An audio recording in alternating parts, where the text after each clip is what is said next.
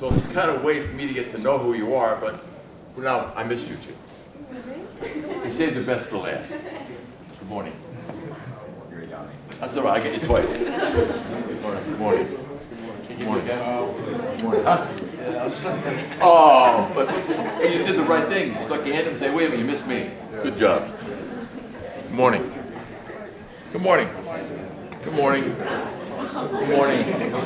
You're coming. Good morning. Good morning. Good morning. I'll come around. Good morning. Good morning. I can even remember where I'm going. That's really crazy. No. Good morning. Good morning. Good morning. It's okay. Good morning. Good morning. Sure. Good morning. Good morning. Good morning.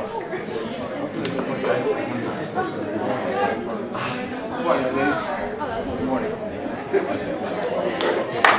Okay. What I'm going to tell you today is going to help each one of you for the rest of your life. I guarantee it. Why do I say that? Because it's helped me in my life, and I've made a lot of great decisions, and I've made a lot of not great decisions. But what did I just do for you now before I start to talk? What did I do? Anybody? What did I just do? You introduced yourself. First of all, you can hear me, right? Yeah. So when you speak to anyone today, speak so we can be hearing you. So what did I do? You introduced yourself. Right. And why did I do that? Very good, thank you. Why did I introduce myself to you first? Because that's what you Okay, do. now I know you're alive. I know you're alive. I know you have your senses working. And by the way, there's 7 senses. You know what the first 5 are, right? Yeah. What are they? Right. Well, there's 2 that nobody tells you about, which are probably the most important senses in life. The last 2 are common and humor. Bingo.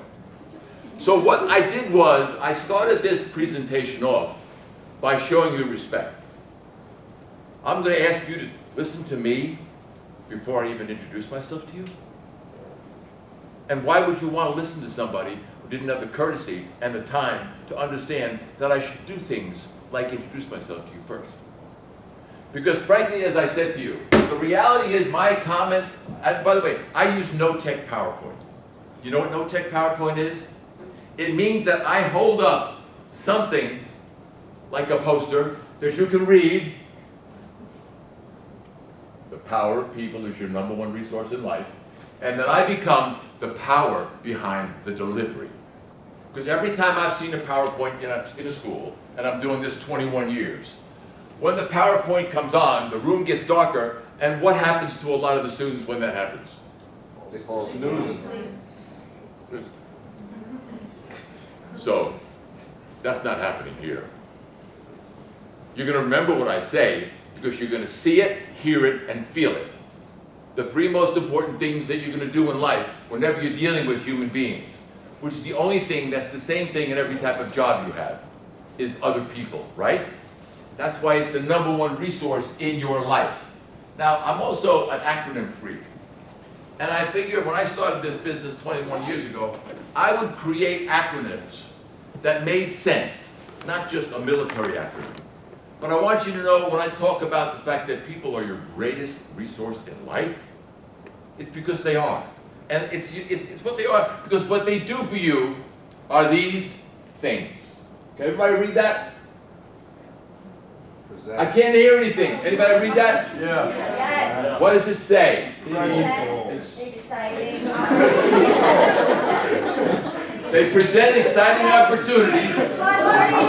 Oh, wow. Fantastic. So you can read too. That's amazing. You speak now, you read, and you're awake. Because people do present exciting opportunities plus learning experiences. They are your greatest resource. Without a question. So I want you to think about, take a minute, time it.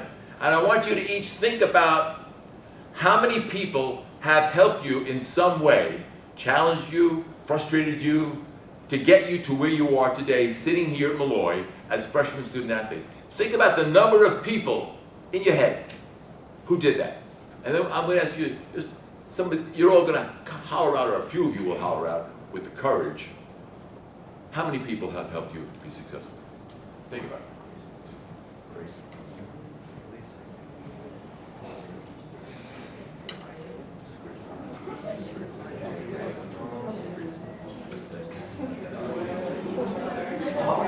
15 seconds.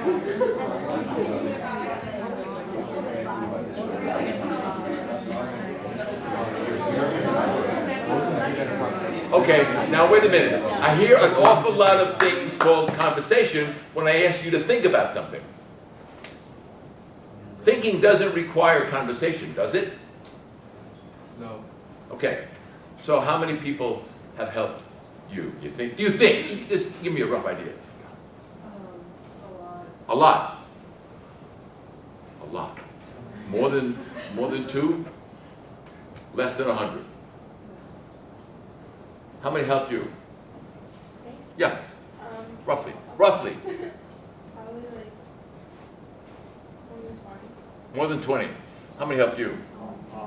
Countless. Countless. Countless. Okay, so now we have gotten to the point where we're not sure we can even count. And we cannot remember what we counted. But the fact of the matter is, you wouldn't be here if it wasn't for a lot of people, right? People who have not only coached you and helped you in a positive way, but more importantly, challenged you, made you become better. So you're here, in my opinion, because you have 5 things going for you, in my opinion. You have athleticism, you have strength, you have speed, you have a competitive attitude, and you have an understanding that you are nothing without the people that have helped you become student athletes at Molloy.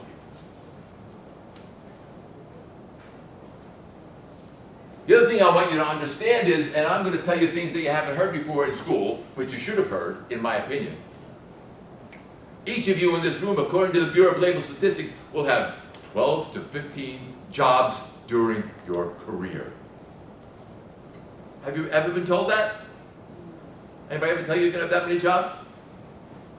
Of course not. They don't want to tell you that. But I tell you that. Why? Because I've had 13 jobs in my career. And when I went to Baldwin High School, probably 18 years ago when I started this thing, I said to the class, you know, I've had 13 jobs in my career.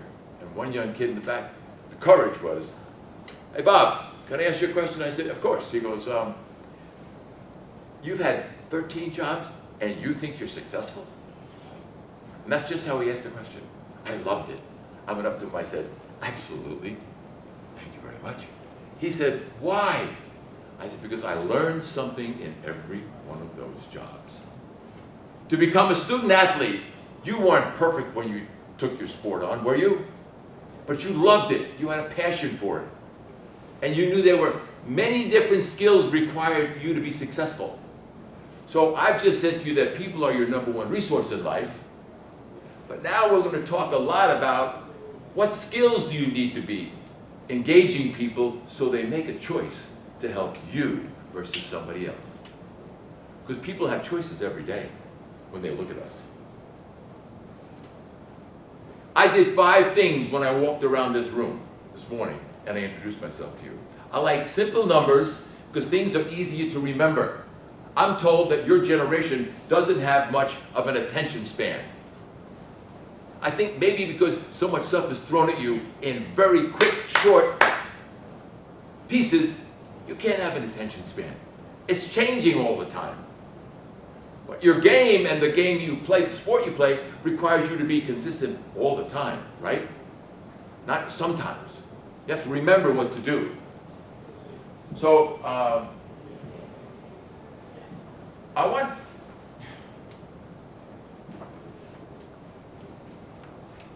I just talked about that 12 to 15 jobs. So I want you to know 2 things. First of all, a part-time job, an internship, whatever it may be, that's what a job is. And there are no unimportant jobs. Every job is just opportunity beginning to learn, to grow, to be responsible, to be accountable, to be enjoying, and to make a little money. And today, some jobs don't pay much money. And people don't take them because they don't pay much money. Money is certainly a resource. I agree with that. But the fact of the matter is, when I had those 13 jobs, people think I'm not a successful person. How can you be successful? I'll cover some other things with you about that in a minute. But the reality is, the people that you will meet in your life make a choice to help you or not. And I call this the Hope 3H theory of human relations, because my business when I started was called Hope, the Student's Bridge to Business. And I thought that's a pretty good name because you're all going to be in business. But how many of you, raise your hand, took a business class in high school? Pretty good, about a third. Why isn't business a mandatory class? Wasn't it usually an elective that you took in high school? Yeah. I'm seeing the nods, and I'm going, why? What's the point? So first of all, the Hope 3H theory of human relations goes back to that power of people, says, everyone you meet can help, hinder, or hurt you. Their decision is based on your behavior. That's a fact. You met the woman up here who's your athletic advisor for the faculty. You met some of the assistant athletic directors here. Susan Cassidy is an absolute brilliant woman who gets the message that I'm trying to deliver. All I'm going to do is add another little piece to your ability to be successful in the real world. Because you will be successful in the real world when you take advantage of other people.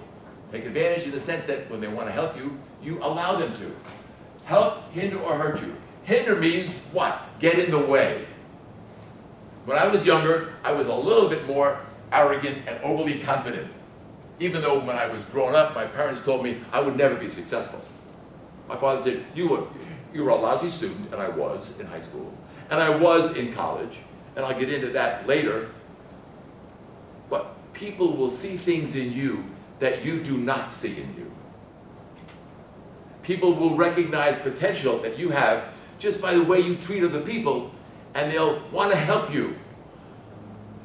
The 5 skills that you need to be successful in life. 5. Only 5.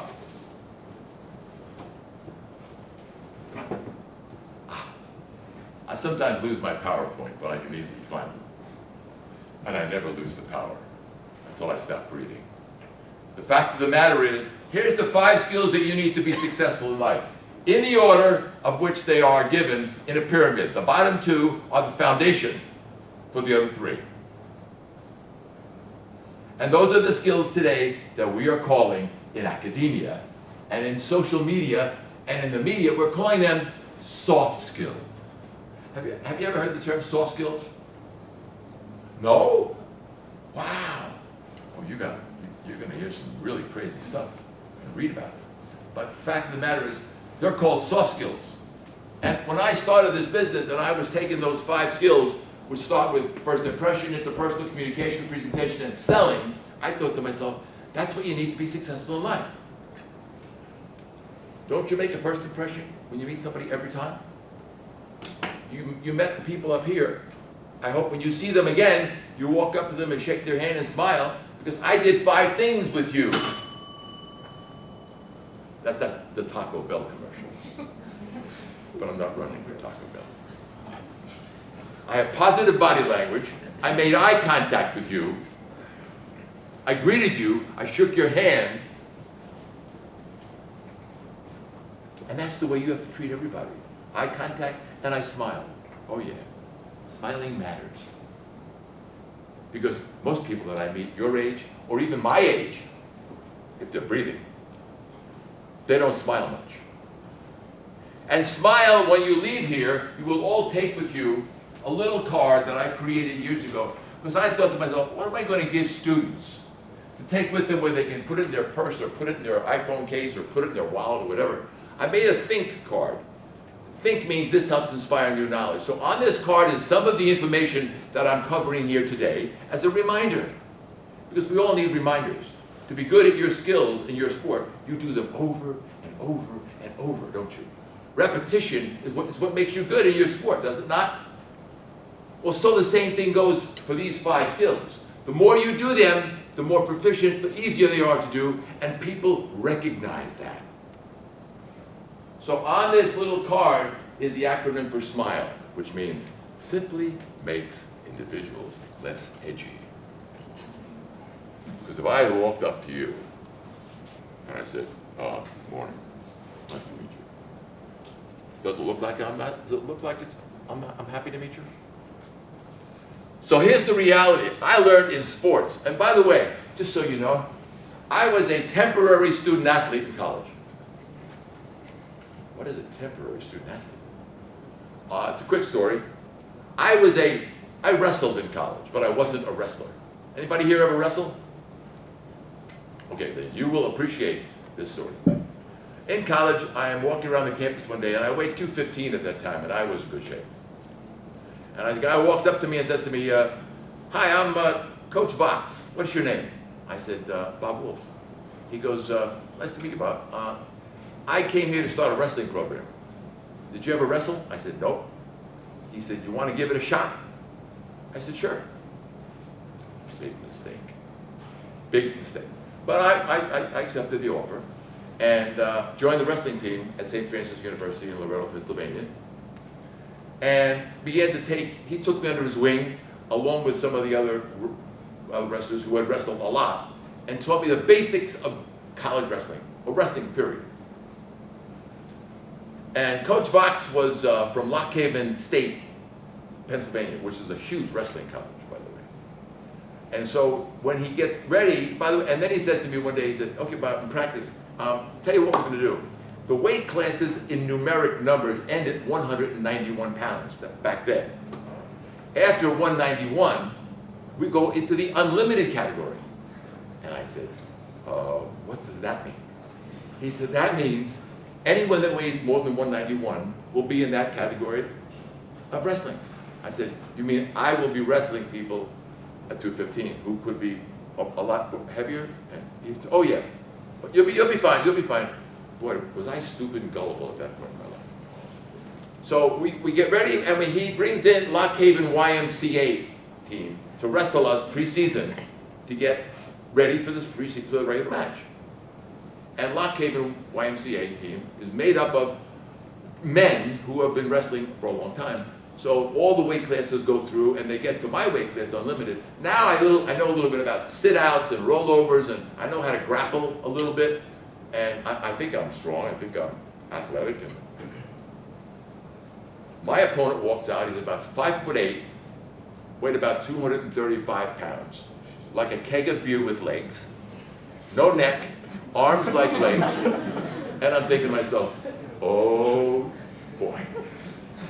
So we shake hands, because it's just a preseason match. Shake hands and meet each other. And he says to me, okay, let's just get loosened up a little bit. So we loosen up, and he grabs me and I grab him. He's okay, let's go. Let's have a match. I said, okay, fine. Well, I lock up with him. In about 15 seconds, I'm on my back, pin. And there's a referee there. And I get up and I go, well, what happened? He said, let's try that again. So I tried it again, lock up, and maybe I go 20 seconds this time. Pinned again. I get up and I'm going,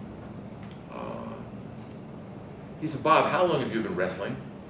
I said, about 2.5 months. I said, how about you? He goes, I'm wrestling 13 years, Bob. He said, you're going to have a big problem. And I didn't have a big problem. I had a season where I never made it out of the first 2 minutes in my weight division, unlimited. So I was a temporary, I didn't wrestle anymore because I felt like an idiot. I couldn't compete at all because I had no basic skills. Basic skills. Now I played baseball, I had skills. I played soccer and I had some skills. Didn't play football, but played flag football when I was in college because that's what they had there.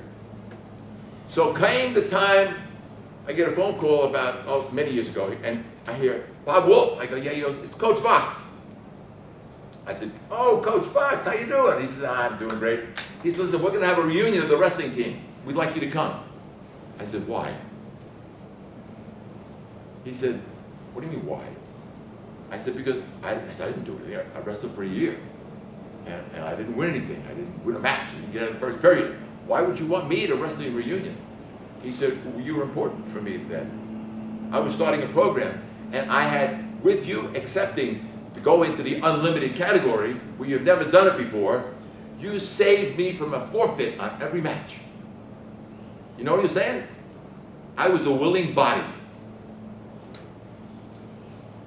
So in life, there are going to be times when you have to do things that you may not be sure of your capability to do. But thank goodness for me, when I had the wrestling group in my program back then, a lot of the guys, the 167 guy was really good, the 177 guy was really good. They took the opportunity for me to teach me. That's why people are going to willingly help you when you give them a chance to help you. When you make a first impression, and wait, by the way, you make a first impression 5 ways. In person, on the phone, in writing, with technology, and by reputation. Do you understand that? Your reputation precedes you. And your making it in person has to do with your body language, your energy level, your confidence. And by the way, these 5 skills do 3 things for you that no other 5 skills do. They help build your self-confidence, strengthen your self-esteem, and give you a competitive edge in life, in the real world. That's reality. I challenge anyone at any time to question and say, Bob, you're wrong. And by the way, when we get through, we'll have time, I'll take questions. Because I don't want you leaving here thinking, well, he said this, and that can't be right. Because I know some of you probably are, which is fine. Because my attitude is, I'm never going to get everybody that I talk to agree with me. But with these skills, oh yeah, I will.